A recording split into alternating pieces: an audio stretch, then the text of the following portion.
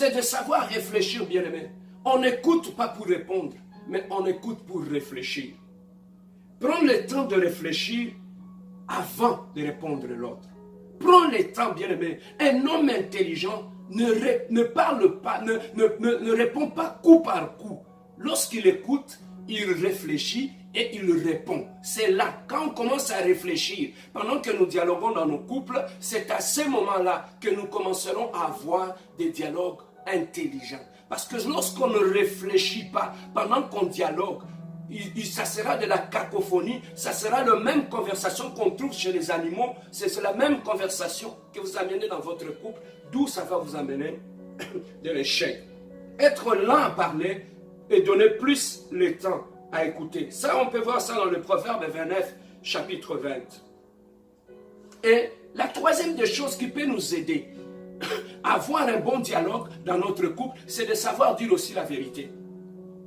Parce que lorsque dans un couple, il n'y a que de mensonges dans vos conversations, où l'homme ment, où la femme ment, il est difficile d'avoir un dialogue qui est correct. Lorsque tu sais que l'autre, tout ce qu'il raconte, c'est du mensonge. Tout ce que moi je dis, tout ce qui est vérité, c'est seulement quand je dis bonjour. Tout ce qui reste là, c'est le mensonge. Le dialogue aussi peut être affecté parce que les gens qui dialoguent, s'ils ne sont pas dans la vérité, s'ils ne disent pas la vérité, il sera difficile dans votre couple d'avoir un très bon dialogue. Donc, le dialogue passe aussi par la vérité. Savoir se dire la vérité l'un à l'autre. La vérité va créer ce climat de confiance entre l'homme et la femme. Lorsque celui qui est en face de moi, je sais qu'il dit la vérité, ça crée un climat de confiance et ça m'aide à comprendre l'autre quand il parle. La quatrième point, c'est de ne pas utiliser le silence pour fistrer. Bien aimé, pour avoir un bon dialogue dans le couple, il y a des gens qui sont comme ça. Même quand on lui parle, on lui reproche, il ne dit rien. Il se tait. Je crois que face à une personne qui est silencieuse, qui se tait, qui ne dit mot, on ne peut pas avoir un bon dialogue. On ne peut pas trouver de solution à un problème. Lorsqu'on est en face d'une personne qui ne parle pas, comment on va connaître tes points de vie? Comment on va connaître tes déshydratats? Comment on peut connaître tes préoccupations lorsque dans les dialogues, tu ne parles pas? Donc, un autre élément, c'est aussi de savoir ne pas utiliser le silence pour fistrer ton partenaire. L'autre élément, nous devons savoir aussi, dans le dialogue, on peut avoir des différences sur le point de conception des choses. Ce sont deux personnes qui sont différentes. Vous devez aussi regarder les choses dans la même direction, mais ne pas avoir la même conception des choses. Donc, le plus intelligent pour réussir un bon dialogue dans son couple, c'est aussi accepter les différences sans que ça vous amène dans le querelle. Pourquoi? Parce qu'il y a des gens, lorsqu'on contredit ce qu'il dit, automatiquement, il te prend pour une cible d'attaque, il te prend pour un ennemi, il faut qu'il t'attaque. Pourquoi? Parce que tu places un point de vue qui est contraire à ce que lui il dit. Automatiquement, il se met en position d'attaque. C'est ça qui crée un autre problème dans le dialogue dans nos couples. On passe plus le temps à croire que parce que lui me dit que ce n'est pas comme ça, je dois m'énerver, commencer à crier et commencer à m'attaquer, donc c'est mon ennemi. Pourquoi non? On peut aussi avoir deux points de vue qui sont différents sans que cela ne nous amène à des querelles inutiles. Et un autre problème aussi, pour réussir le couple, la conversation dans le couple, soyez gentils dans vos propos. Lorsque vous embarquez dans la conversation, vous avez des propos qui blessent l'autre. Vous avez une langue venimeuse qui, lorsque vous ouvrez la bouche, ce sont les venins qui sortent de votre bouche. Comment vous pouvez avoir un bon dialogue lorsque ce qui ne sortent de ta bouche, ce sont des pics, où vous piquez, ou vous blessez? Dans cette couple-là, il est difficile d'avoir une bonne conversation ou un bon dialogue. Pourquoi? Parce que de votre bouche, vous ne pensez, lorsque vous ouvrez la bouche, vous blessez. Donc, ayons un peu de retenue dans nos conversations lorsque nous parlons, et ça sera une très bonne chose. Et Une autre chose aussi, c'est de savoir reconnaître ses torts. Dans les dialogues, bien aimés, vous ne pouvez pas avoir un bon dialogue dans votre couple avec une personne qui est orgueilleuse, avec une personne qui ne reconnaît difficilement ses torts.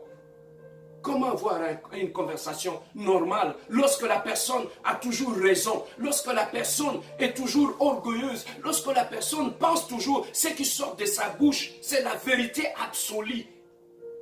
C'est ça qui crée un autre problème dans le couple. Savoir demander pardon, reconnaître ses torts. Bien aimé, ce sont seulement, n'oubliez pas ça, ce sont seulement les grands qui ont cette capacité de savoir accepter leurs torts et de le réparer. Les gens qui ont la petitesse d'esprit, ils ne peuvent jamais accepter leurs torts et ils les acceptent jamais. Ce sont les grands qui sont capables d'accepter leurs torts et de les reconnaître. Alors, une autre chose aussi, c'est d'éviter d'agacer l'autre aussi, de l'attaquer, de le mettre mal à l'aise pendant les dialogues. Ça brise les dialogues, ça n'aide pas que les dialogues puissent avancer et que vous puissiez aller dans la profondeur même de la chose. Une autre chose, l'avant-dernière chose, pour terminer, ce qui peut nous aider à avoir un bon dialogue dans notre couple, c'est aussi d'éviter des critiques.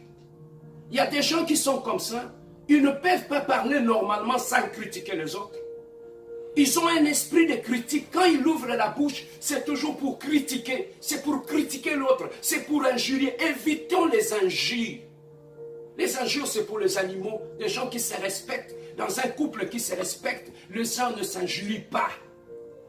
Les injures dans le couple, ce n'est pas seulement insulter l'autre, mais on peut aussi sortir de propos qui diminuent l'autre, qui humilient l'autre, qui rabaissent l'autre. Comment on peut avoir un bon dialogue avec une personne qui est malin, qui a de malice en lui, qui ne passe qu'à humilier l'autre? Pourquoi? Parce qu'il sait qu'il a perdu la raison, qu'il n'a pas raison. Au lieu d'accepter son tort, il va passer dans l'autre étape, il va commencer à attaquer son partenaire. Ça crée un problème. Et la dernière des choses, pour réussir son dialogue, le dialogue dans son couple, c'est de chercher toujours à comprendre l'autre. Cherchez toujours à comprendre l'autre. Cherchez toujours à vous mettre à la place de l'autre. Ça va vous aider à avoir un bon dialogue. Mets-toi toujours à la place de l'autre. Si j'étais à sa place, est-ce que j'allais accepter mon tort? Si j'étais à sa place, est-ce que je ne pouvais pas commettre les erreurs? Il y a beaucoup de gens, bien aimés, les erreurs, c'est tout simplement possible pour eux. Pour les autres, ils n'ont pas droit à l'erreur. Le pardon, c'est seulement quand il s'agit d'eux. Là, ils peuvent demander le pardon. Mais pour les autres, ils ne demandent pas non. Le bon dialogue dans le couple, apprenez aussi à comprendre l'autre et à se mettre à la place de l'autre. Bien aimé, ça sera un succès. Si vous respectez ces 10 règles dans votre couple, en ce qui concerne le dialogue en termes du mariage, bien aimé, vous avez un couple parfait parce que tout passe par le dialogue. On a vu même de grands pays, lorsqu'ils veulent entrer en guerre, ils initient des dialogues, ils vont parler. Nous voyons même dans nos villages, lorsqu'il y a quelque chose, ils initient de palabres où les gens vont parler pour trouver la solution. Bien aimé, dans ton couple, quand il n'y a pas cet espace-là de dialogue, c'est fini, vous allez frapper un mur. Ça, vous allez frapper un mur. Parce que tout dans le couple, ça se discute en deux, les décisions se prennent en deux. Voilà pourquoi le dialogue est très important pour que vous puissiez aller plus loin. Que Dieu vous bénisse. Initiez le dialogue. Priez pour vos dialogues dans vos familles et dans vos couples. Et vous serez merveilleusement bénis. C'était votre serviteur, le pasteur Serge Bia. Que Dieu vous bénisse.